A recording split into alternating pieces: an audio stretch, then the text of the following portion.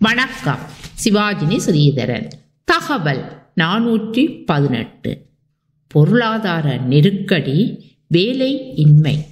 காலங்காலமாக ஆண்டு வந்த மண்ணை விட்டு போருக்கு பின்பும் மக்கள் நாட்டை விட்டு வெளியேறுகின்றார்கள்.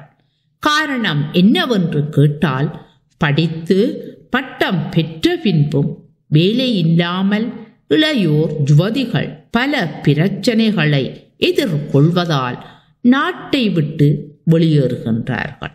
வெளிநாடுகளில் புலம்பெயர்கின்றார்கள்.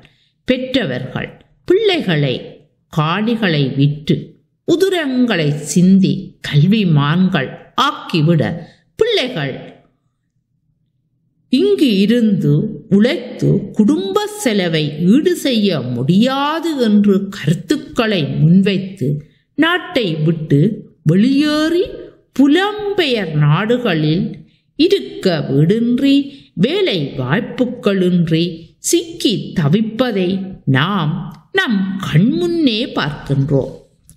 1997 ஆண்டு போர் சூழலில் நாம் வாழ்ந்த காலம்.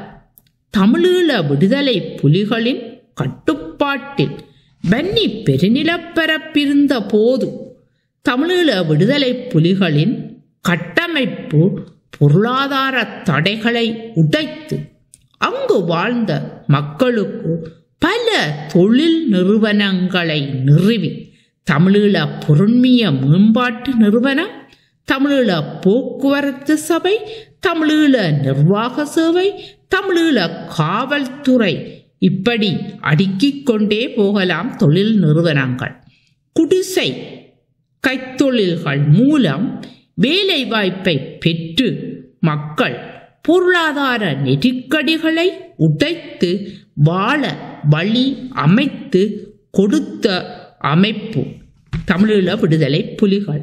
ஆண்டு 10 படித்து முடித்த பின் வேலை வாய்ப்பு மாணவர்களுக்கு ஓட்டு தொழிற்சாலை கூழாமுறிப்பு ஒட்டு சுட்டார் இயங்க வைத்து பல ஆயிரக்கணக்கான மக்களுக்கு வேலை வாய்ப்பை கொடுத்தார்கள். இளையோர் யுவதிகளுக்கு வேலை வாய்ப்பு இருந்தாலே பாதி